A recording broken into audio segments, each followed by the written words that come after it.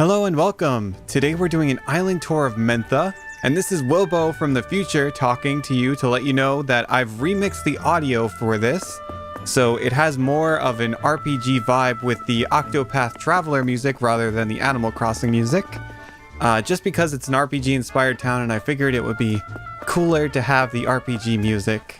So I hope you guys still enjoy it. I will leave most of my first time reactions in the video, and thank you very much.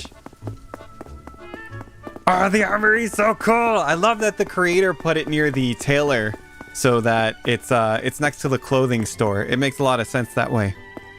And then to the right, I think is their Nook's Cranny. Oh, it has a cafe! I love cafes so much when they put them next to Nook's Crannies. I have one next to mine too. It's like a mini cafe, but it's always really nice. And these patterns on the floor are so awesome. They really fit in with the whole RPG vibe. Oh, they have a kitchen over here. Wah! It's such a good idea. And it's an outdoor kitchen, which is really cool too.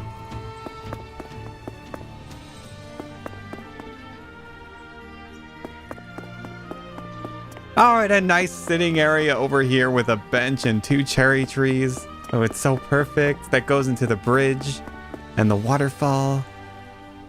And this is a villager house with a skeleton and a muscle diagram, it looks like, in the back, and they're caged. I don't know what's going on over there, but okay. All right, and I think if we go to the left, we can see more of the island. Oh, I like the symmetry with the waterfalls and the trees. Wow, the shipping area! The shipping bay area is so awesome! How? This is such a good idea, because the boats would come in from here and it really looks like a shipping dock. This is a really good idea.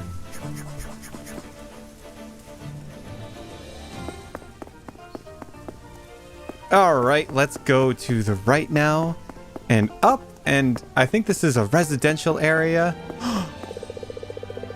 It's a black and white building next to each other, like the yin and yang. Oh, that's so creative. You could play with the colored villager houses to make different designs, and they decided to use the black for the yang and the white for the yin. And oh, they color schemed it with the flowers too. That's so nice. This is amazing, this town. Oh, and we have a fish marketplace over here, just like you'd see in a normal RPG town. They got a big tuna. And if we go up, and I think if we go to the right, they said they had a wildlands or something down here. Wow, it totally is! This is like the outskirts of town, and they made it all natural. And again, they used the simple panels for the wall, so it makes it a nice color scheme. I think these are enemies, by the way.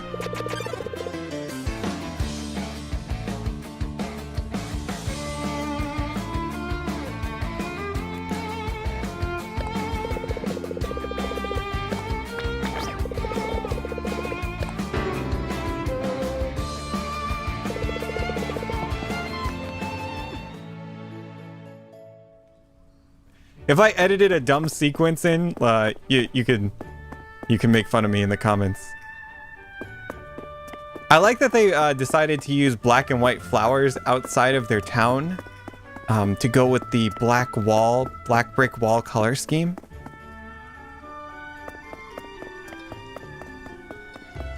And here's their beach, and they use the same wooden pattern they did for the dock. This is just a nice place to relax, you know, have some vacation juice, which is sitting on that table over there. And they have standard beach stuff, the beach ball and the lounge chairs. Very nice beach. And this is the slums.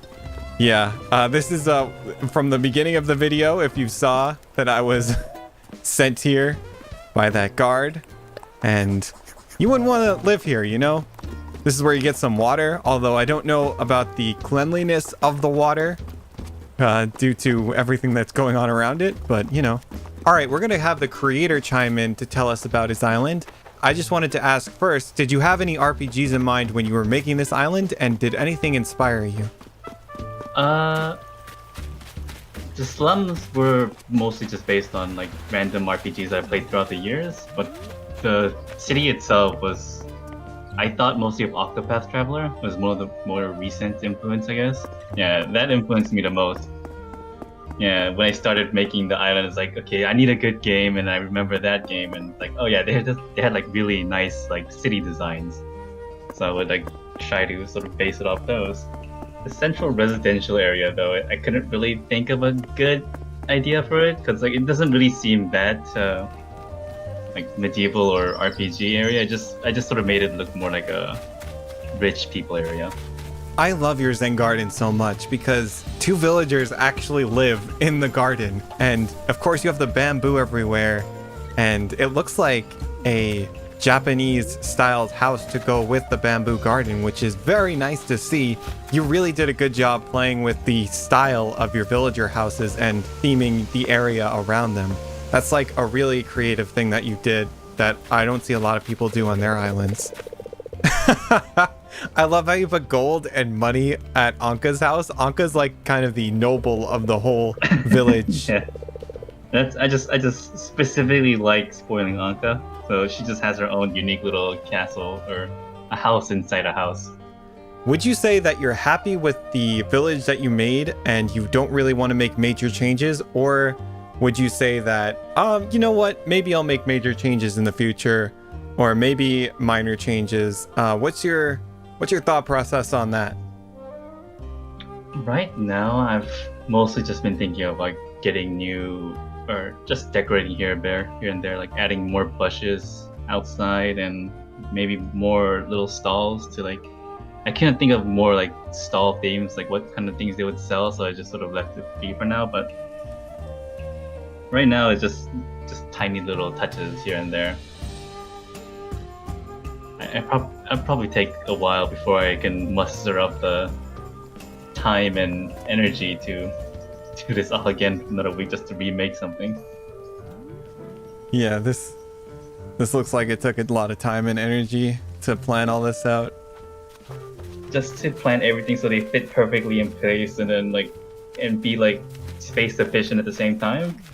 That was a lot of planning. Like I had to like count every single block. Okay, it's gonna be 5 blocks from this wall, and put a fence down and make the little space. And it was just a lot of pre-planning of where I'm gonna put everything exactly.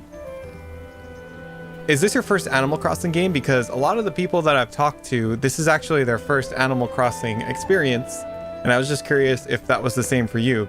Oh, yeah, it's my first Animal Crossing game. One of my friends who I've known for a while like kept talking about like this is the only game she would talk about, like no matter what, and then she kept hyping it for like so long.